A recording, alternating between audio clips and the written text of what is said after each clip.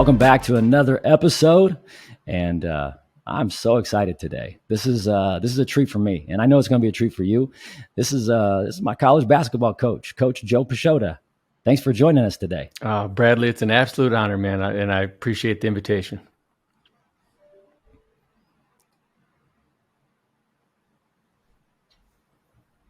Awesome. Let's get into a little bit about who you are. On today's episode, we're going to talk. Coach P is a college basketball coach. He's been at several places. We're gonna use his experience to bring you some wisdom and some nuggets on how to run your business, how to think through. If you're in a 9-to-5 and you're trying to set some goals for yourself, you are going to be in for a treat. And I can honestly say the ripple effect of what Coach P has done in my life, it continues. And so the work that we're doing today, 20 years later, has a lot to do with who Coach P is and who you were in my life. So let's talk a little bit about you. Who are you, where you're from, and what are you doing now? Oh, gosh. As you said, my name is Joe Pechoda. I'm currently the head men's basketball coach at Siena Heights University in Adrian, Michigan. And I've been doing it for a long time and have done it at every level. Spent years with you and your dad at IPFW, been at Alma College, Ferris State University, Bresh University down in Owensboro, Kentucky. So the chance to do something that you love to do and impact lives is a lot of fun, and I enjoy doing it. That's awesome. Well, there's a saying out there that says, "Those that can't do, coach." Now, I wanna rephrase this. My man showed up in practice and started just knocking shots down. Like anytime we were sloughing off, or anytime we didn't bring the energy, Coach P just showed up in practice and just started thumping. And he's got a jumper. So I do not believe that if you can't play, those who can't play coach. This guy can play and coach. So I'm sure you still got that nice sneaky jumper. Well, I think as you get older, and you'll find this out as you continue to get older, it's not that you can't, but you just slowly, do less and less, and the jumper becomes lower and lower, and it's more of a set shot. So yeah. It doesn't go away. It's like riding a bike. It just, I guess, falls into a gray area, if you will. Absolutely. So on this podcast, we talk about mastering the fundamentals. We talk about falling in love with practice, and we talk about winning in the game of life. And, one of the things that I talk about, my story, is I grew up in the locker room. I grew up in a locker room, and for my entire life, I've been around coaches. I've been around great coaches. And you, Coach P, are somebody that I feel like is a great coach and somebody who has been so instrumental in my life. But when it comes to, mastering the fundamentals, I want to talk about mastering the fundamentals in your line of work in coaching college basketball. And then we're actually going to mirror that and try to figure out, how can the people listening who run a small business, or, those working a 9-to-5 can relate. But I'll tell you this would not be a great episode if we didn't go back into the archives and talk a little stories about what happened at IPFW and, our time together. So why don't you start off with, how did you get to IPFW? And let's just share some stories about the good old days. Man, I came to IPFW through your dad, and the connection that I had with your dad through Ryan Cottingham, a great friend of mine. And I coached with Ryan for a couple years at Alma College, and have always stayed connected with Ryan, still do to this day, and still do with your dad. Matter of fact, your dad texted me on the drive down here this morning, but and that's how, I got to know your dad more, and be able to coach with and work with your dad, and got to IPFW. And I was really fortunate for that. I think it was a really impactful time in my career, because the thing that your dad really let me do was what I was good at, and put me in a position of strength to maximize the strengths and the abilities that I had, which was, like you said, practice. I love practice. I love practice to this day. I love the fact that at the NAI level, we get our calendar to practice that encompasses our season is so much more than it would be in the NCAA. And, I tell our players now all the time that my job is to win practice. I want to win every day in practice, and I'm meticulous in how I plan and how I prepare for those practices. And my responsibility is to put them in a position to be successful.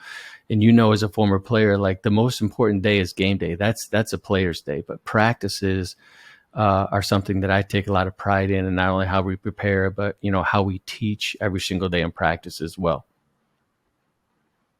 I'm going to be a little selfish here. If nobody listens to this podcast except my team, you need to hear what he just said.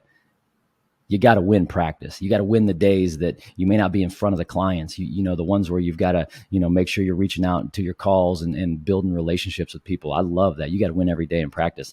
So you mentioned Cottingham. Coach Cottingham was he's kind of the straw that stirred the drink here, because I remember when my dad got the job offer, he pulled me aside and he's like, Brad, let's talk about this. You can stay at Spring Arbor. You can play for your dad. He was coaching there at the time. And he goes, or you can, go down to IPFW, which is a Division II school at the time. We transitioned to Division I. And I remember I was going to do a workout after the season was over. And he just pulled me aside and he goes, believe in yourself. Like you could be a great player at Spring Arbor, but go challenge yourself. And so he had that conversation with me, and it really kind of, got me thinking like, okay, I need to surround myself with players that are better so that it brings out the best in me. So Cottingham had a little bit of a winning streak here when it came to all of us connecting. So for sure. All right. So you get to IPFW, it's a Division II school. What's on your mind at that time? Like, how are you preparing? Like, this is Division II, you're coming from a different school, in Michigan. What's that preparation like? I think the biggest thing was just being able to speak the same language as your dad, and as an assistant, my job was to make our head coach's job, your dad's job, easier. I knew he would have a ton of things on his plate. And again, this is where I was fortunate, because he just kept giving me more and more to do. And not only was I able to handle it, but I thought I did a pretty good job of handling it. So then he just, continued to give me more as his responsibilities changed and adapted. So I think that's one of the biggest things. And then, like you talked about, I knew there was some talk, and we had talked about it before I got down there, that they were going to transition from Division II to Division I, which is a whole nother animal and probably a whole nother podcast with the way things are moving in college athletics now. But, right. But yeah, it was something that all of us have to deal with, whether it's personal or whether it's professional, is that level of uncomfortability. And then, you have to be comfortable being uncomfortable, because that's when you're going to grow the most. And I think that put me in a position to really kind of catapult my career and move my career forward as a coach within the profession. And it's been instrumental in to where I am today. Yeah. So that experience, I want to talk to small business owners here, because, you come into a Division II school, and, it was one of the best conferences, one of the best D2 conferences in the nation, the GLVC. And we had some dogs in that conference. We had some NBA players, some prominent coaches that have moved on. It was a fantastic conference. Now all of a sudden, we're Division I. On the outside looking in, right? If you're a fan on the outside looking in, that's a big deal. You're excited. There's nothing wrong with that. Everything is right. Everything is great. Now here you are. You're an independent. You're not in a conference, and you've got some challenges. I feel like a lot of times, people, working the 9 to 5, or the small business owners setting goals, they kind of feel like, well, every year should build upon the next, and I should just be better every single year. I should win more games next year. I should sell more homes next year. If I'm an insurance agent, I should sell more policies every year. But you went through this transition it was brutal.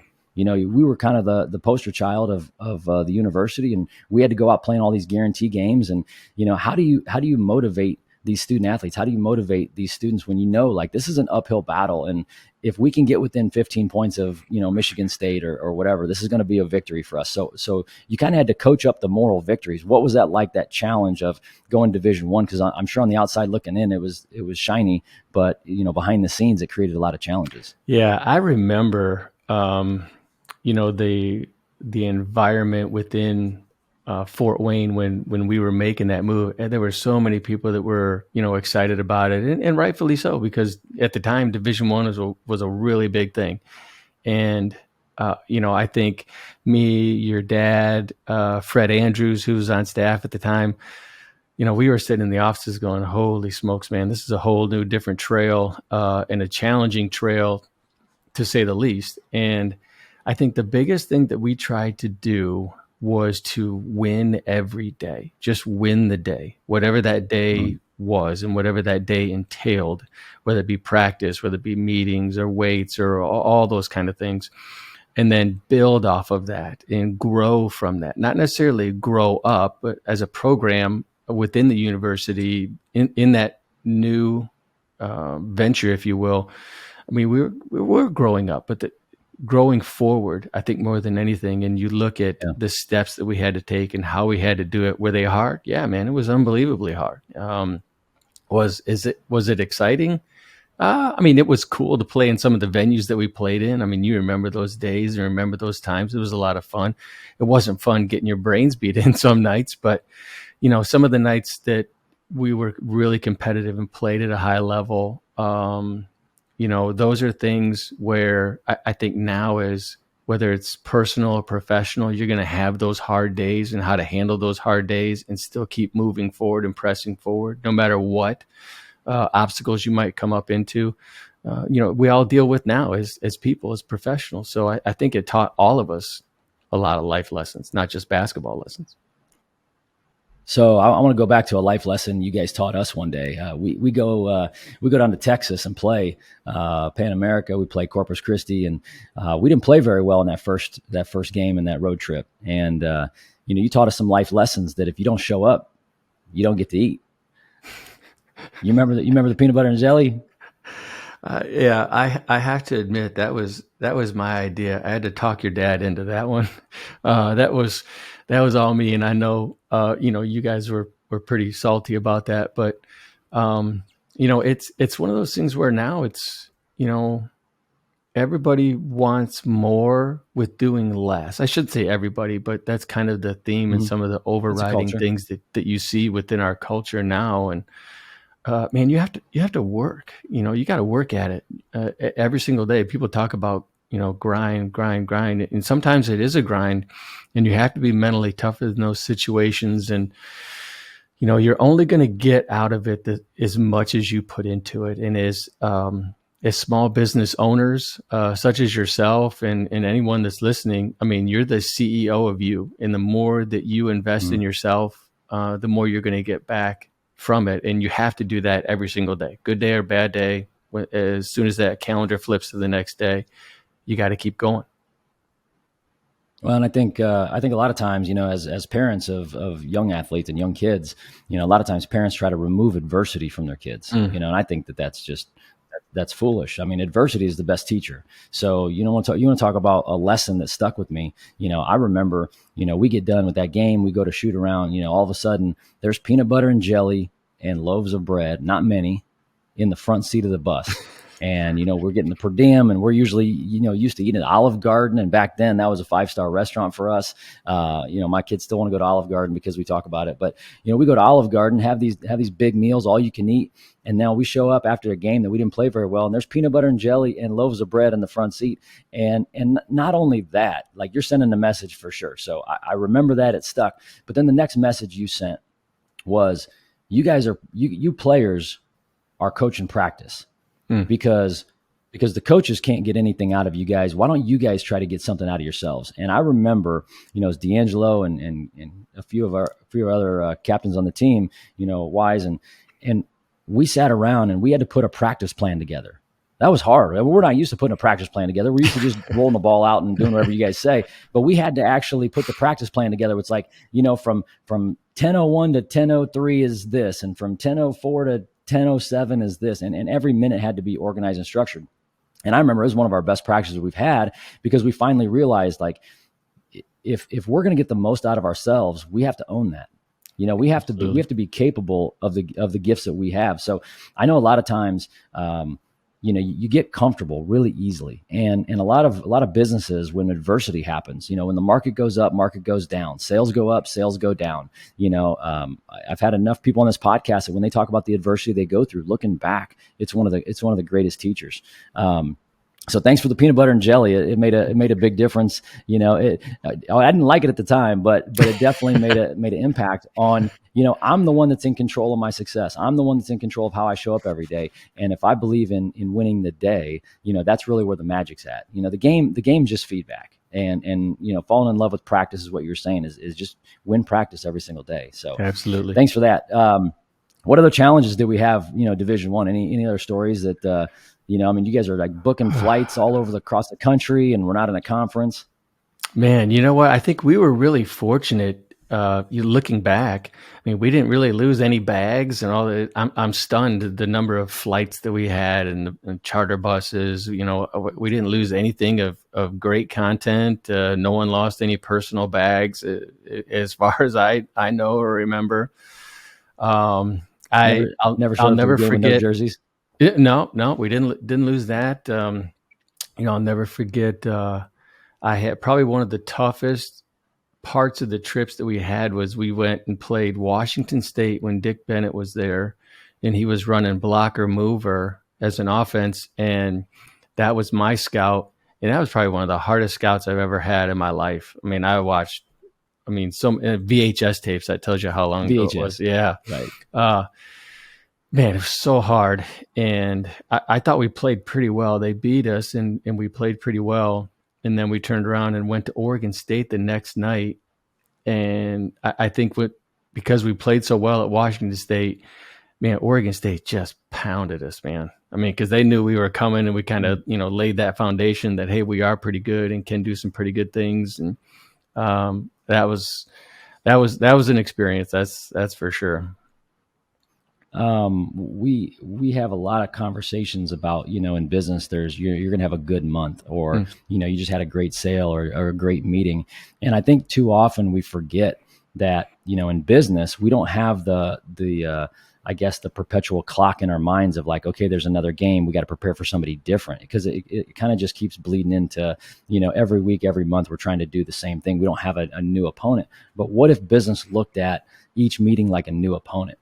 The amount of preparation you guys did with your scouts was unbelievable. I mean, I brought my book in, that I still have, and it's probably 12 inches thick, and just to know the preparation that went into every game. And I talked to my team about this. Like, what if we prepared for our Monday morning staff meetings the way you guys prepared for a game? It's uncanny. What if we prepared for helping our clients out, knowing the intricacies? I pulled these out and I showed my team this, and I said, look, they're watching VHS tapes. They know if a guy likes to go left or likes to go right. They know he shoots 42% from the left side and he shoots 67% from the right side. Make him go left.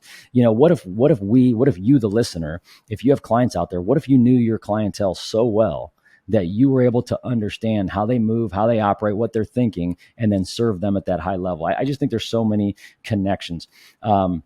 Let's keep diving into, falling in love with practice. But what do you think the fundamentals are of coaching? So in your coaching career, what are the things that you focus on? I'm sure everybody thinks of, leadership and accountability. What do you think the fundamentals are of what you do every day? Brad, that's a great question. And I think the thing that I focus on, not only personally and professionally, are just my habits. I mean, what are my habits like? Because my habits are the foundation of what my goals are built on, not only personally, but professionally, as a coach, as a dad, as a husband, as a Christian, all those kind of things. And the thing that I picked up, this was a couple years ago, I found it's literally a habit tracker, where part of me is, I'm not old school, I'm not new school, but I think I'm the right school, whereas I'm not completely married to technology. There's still some things I'll do paper-wise, and one of them is my habit tracker that I have it broken down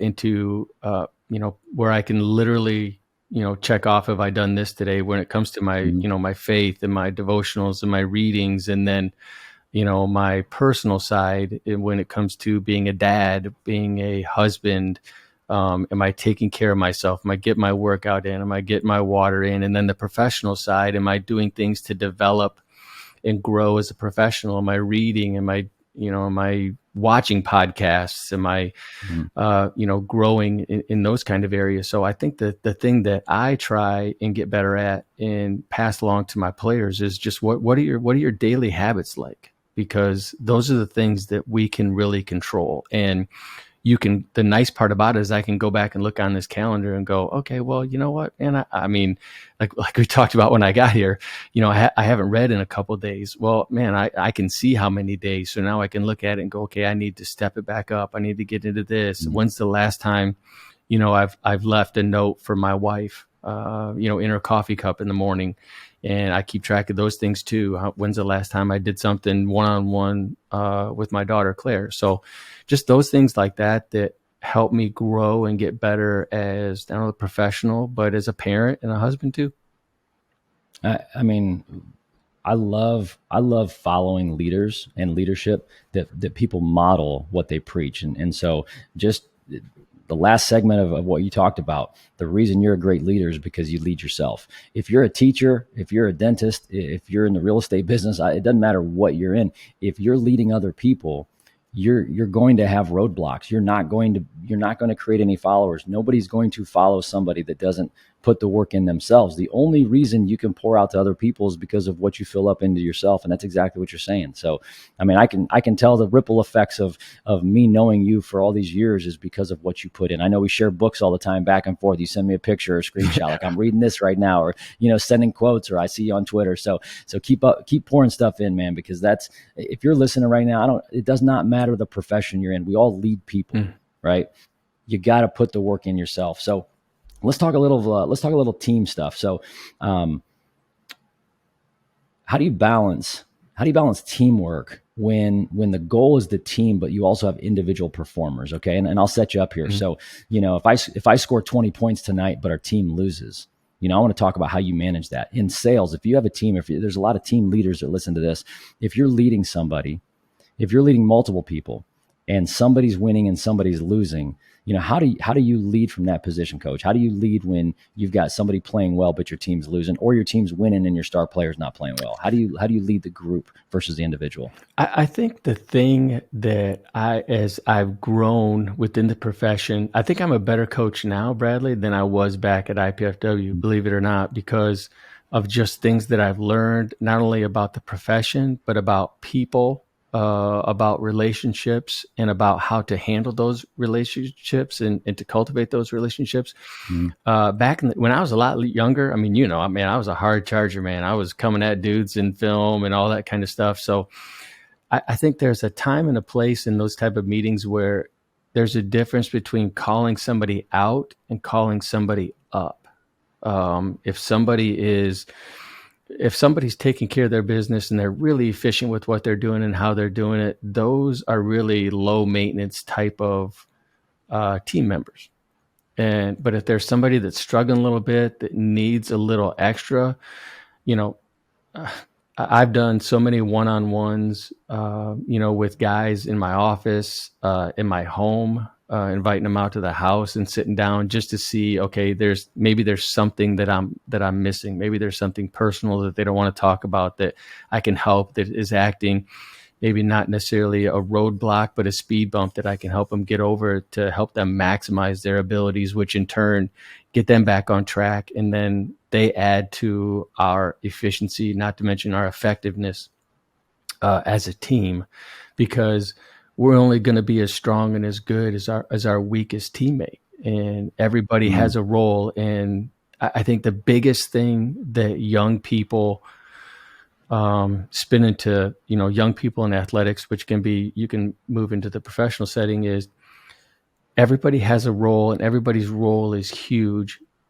And the big key is to be a superstar in that role, whatever it may be. I'm going to be the greatest version of myself and whatever my team needs me to do, when they need me to do it, and how they need me to do it. And, everybody wants to be that marquee type of player sometimes. And you're not ready for it. And how can I grow within my habits to help put myself in a position where I can get better and impact and influence my team in a positive and productive way? I love that. I want to divert a little bit. I mean, my kids are in youth sports, and it's interesting listening to parents that really don't know the game. Every time their kid touches the ball, it's like, shoot it.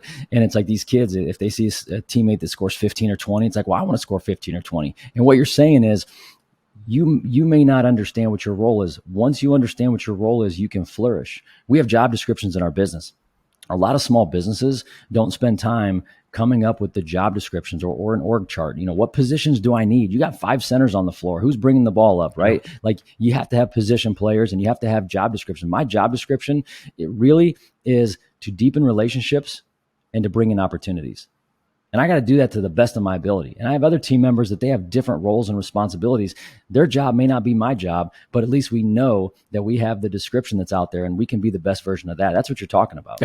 Absolutely. And leadership is hard. And you touched on it right there is, with your kids being in sports right now is everybody has an agenda, their personal agenda. And my responsibility as a coach and my responsibility as a leader, the very first thing is to help them understand the truth of not everybody's going to be a 20-point scorer. Not everybody's going to be an all-stater. Not everybody's going to start.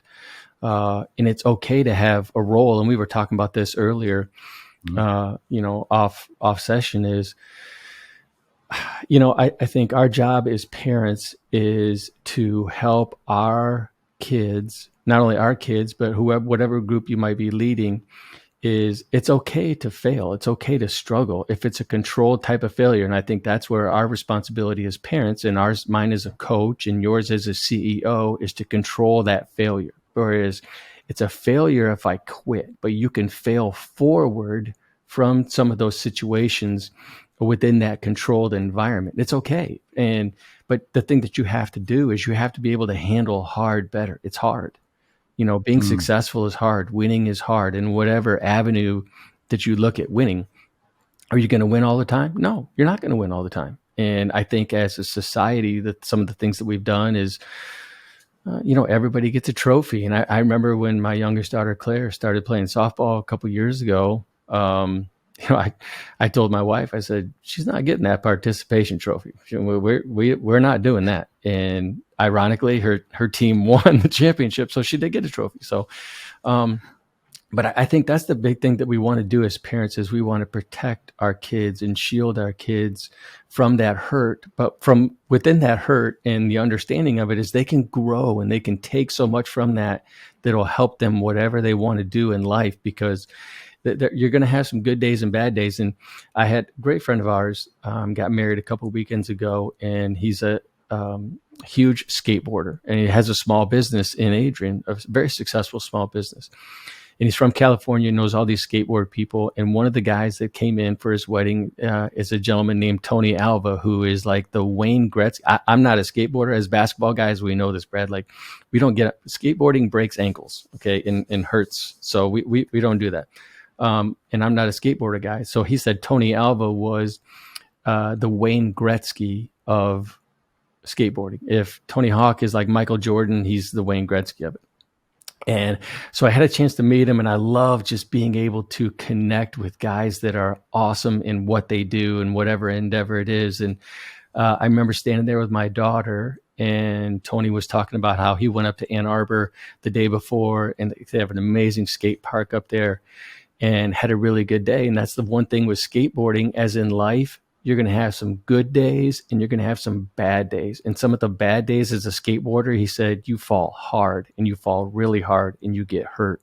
But the best part about it is you get up, you brush yourself off, you reassess, and then you have another day the next day. And I remember looking at my daughter, Claire, looking right at him. And I was just like, man, what a great message. What a great message. And literally, we had such a great connection that day, and have stayed in touch a little bit. And just you can take something and learn something from anybody in any avenue. Here it was, Tony Alva in skateboarding. So I thought it was really awesome. It was a great message. That's fantastic. That reminds me of a time when my daughter just got her driver's license, my oldest, and before she gets the license and we're practicing, we're driving around, and she pulls up to a left-hand turn, and there's a flashing yellow light, and she starts following the car in front of her. Uh-oh. Yeah. I all of a sudden see another oncoming car coming our way. I reach over, I grab the steering wheel, yank her back into the median, and the car starts honking and passes. We almost got blitzed. But what I've learned, having kind of that growth mindset versus this a fixed mindset would have looked at that and said, nope, let's go home. We're scared. Nope. Like, we're not driving again. And what you're talking about is, how do you learn from adversity? How do you learn from your challenges? So as soon as we made that left turn and it was safe and clear, I said, let's run it back. We're going to go back to that light right now. and we're gonna show yourself, we're gonna give yourself some confidence, because the next time you come to this light and I'm not in the car, bad news. So we're gonna go back and we're gonna replay this right now, and we're gonna brush it off. And through that adversity, now we joke about it, and she's a fantastic driver, but we joke Right. about it. It's like, okay, Dad, I'm so glad you made me go do that again. It gave me the confidence. Yeah, and she was probably Let's really get into, uncomfortable in that situation again too. But I mean, that's oh, that's a part of learning, man. It really is, because the times it is. it's going to come where you're not in the car, with her, and she has to learn and Yeah. understand how to do those type of things. We all face it. We all do, and I think there's so many businesses out there that if they do something, if they try something, right now video on social media is huge, and I guess raise your hand if you're uncomfortable putting yourself on video. I am, and I'm doing this podcast. There's not a time that you just get comfortable unless it's all about yourself. If it's all about yourself, then you're going to be comfortable because you're doing it for the wrong reasons. But if you're really trying to serve others and you're trying to grow, you're going to have to put yourself out there at some point. It's going to be uncomfortable, and then you've just got to push through that, because that's what you said. That's that growing constantly is one of our core values in our business. But handle hard better. I love that quote. Talk to me a little bit about who coaches the coach. I've always wondered this, and I asked my dad this. When I was playing, I'm like, I probably wasn't. It wasn't appropriate at the time, but I just said, "Hey, you guys are coaching us pretty hard. Who's your coach? Where do you get your inspiration from? Who's a mentor of yours, or who's somebody that helps you? When you have something, you need to go to somebody." Oh gosh, man, what a question. I tell people all the time, and they think I joke about it, but I really don't. Like, I'm not the head coach in my house. My wife is the head coach in my house. And having a support system, having a spouse in this profession, as in your profession, is unbelievably important. Angelina is the love of my life, and she always will be, and thankful for her and her support. I would say there's probably three guys that I really, when it comes to those next level life decisions, that I really talk with and talk about. I played college ball at Concordia for Larry DeSimpler, and I talked to LD about those big life decisions. Another one is my best friend Ty Baumgardner, who's my youngest daughter's godfather. With him, and then I would say my dad. Those three guys right there, help coach me. Not only basketball wise, but life wise and faith wise, and as a dad, anything that I can think of, anything that's big, I always go to those three, because I know, and I think this is the key, and I know you have them too, is you want those type of friends that are going to tell you what you want to hear, and not they're going to tell you what you need to know, and not necessarily what you want to hear. And that comes down to the truth part of it, and whether you're right or wrong, or whether it's a life decision, those kind of things, and those kind of guys, because it's invaluable to have those type of connections, both personally and professionally. Yeah, no, that's massive. And having those people in your life, we're going to come back to the important people in your life here in just a second as we wrap up. But what I want people to hear today is, Coach, you've been a mentor of mine, for a very long time, and there's so many things that we're doing now. You had some sayings back in the day: PPTPW, players play and tough players win. What are some of those creeds or sayings that you have with your guys now? Oh God! Well, listen, I can't take credit for players play, tough players win. I kind of swipe that from Izzo up in East Lansing. He's pretty good at that stuff. Man, some of the things that we talk about, we talk about TNT. We talk about TNT as toughness and togetherness, because when things get tough, you got to be together. The thing that I grabbed and I swiped from a book, this was a couple years ago, was we kind of have we call it the Champion's Compass. And I give out a compass to our seniors, is like the north part is willing. The northern tip of the compass is you have to be willing. The eastern part is next, as far as when things get hard, what's next and what can I do next? What can I do better? The bottom or the southern part is simple, keeping things simple. And then the western part is every time. So willing, next, simple, and every, some of the things that we talk about. And if you follow that compass, it'll take you to success, wherever that success wants to take you. But man, I got a ton of them. Just small things, golf ball stories, the dimple of a golf ball, and what that entails and what that means. And so, and the funny part about it is, guys, when you've been done it for so long, you make those connections with guys, and the blessing of social media is staying connected with them. And that, guys will still bring up stories of, oh man, I remember when you talked about this. And there's some I don't even remember, but they remembered them. So it must have made an impact and helped them to some extent. Well, I would say this: if you're a small business person, if you have a job and you have a side hustle, I don't know how you can do it if you don't have a coach in your life. I don't know how you can do it if you don't have a mentor. So first thing is, done listening to this podcast, find a coach, find a mentor. Reach out to somebody, because what you're saying matters. We're going to wrap up here in just a second, but we like to talk about winning at the game of life. So we're going to master the fundamentals. We're going to fall in love with practice, which is really where you got to stay, right? You talked about winning every day at practice, winning the practice. That's I haven't heard that one in a while. That's fantastic. But then ultimately we got to win at the game of life. And the thesis of this podcast really is, in the game of life, relationships win. So what does winning to you look like, Coach?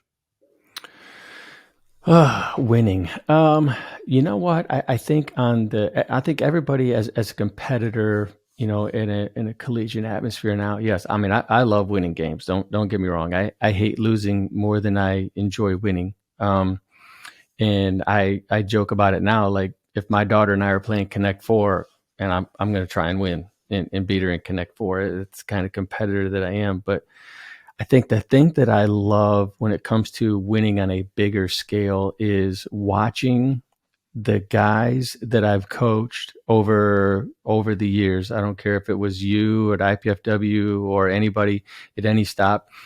When we have a chance to see you guys be successful in your chosen professions, in your careers, and as husbands and as dads, man, that's a great win. That's an unbelievable win. And that makes me more proud than any win, any game that, can be exaggerated and what happened within the game. And those are fun stories to tell, but how you live your daily lives through the lessons that we tried to get you guys to understand through a round ball in a round hole.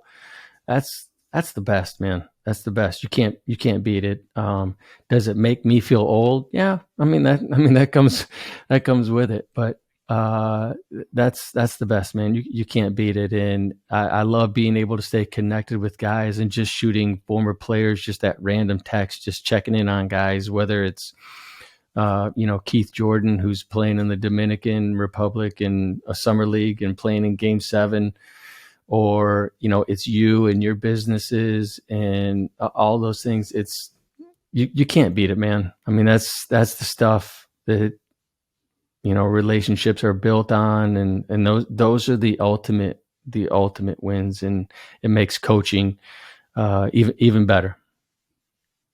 Yeah, if you're a parent listening and you have kids that are playing youth sports, I would just say this: just stay out of the way. Let the coaches coach, because there's going to be so many times that your student athlete is learning. And when you're removing that adversity, you don't allow them to be coached. I can name multiple times that I didn't like you very much, and most of them came around preseason conditioning.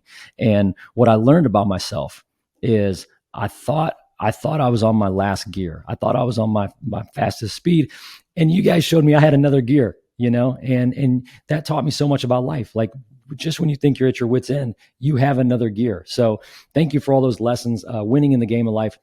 The coaching industry is definitely it's a tough business. So I want to applaud you and commend you.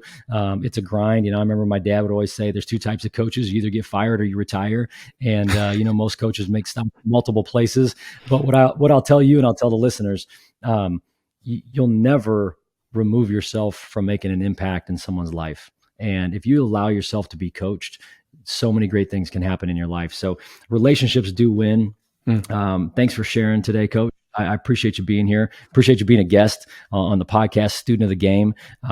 If we would have had social media back then, I'm telling you, Coach P would have been the best dressed all over social media. He'd have gone viral. His suits were unbelievable. His tie matched his pocket square. His shoe, I mean, his threads were top notch. So there should have been social media back then. But anyway, as we wrap up this podcast, relationships do win. The kids these days, Coach, they say give them their flowers, which is give them their praise and their accolades. Like send them their flowers. You mentioned a couple names, but is there somebody that comes to mind that you want to send some flowers to right now that has made the biggest difference in your life to where you are right now?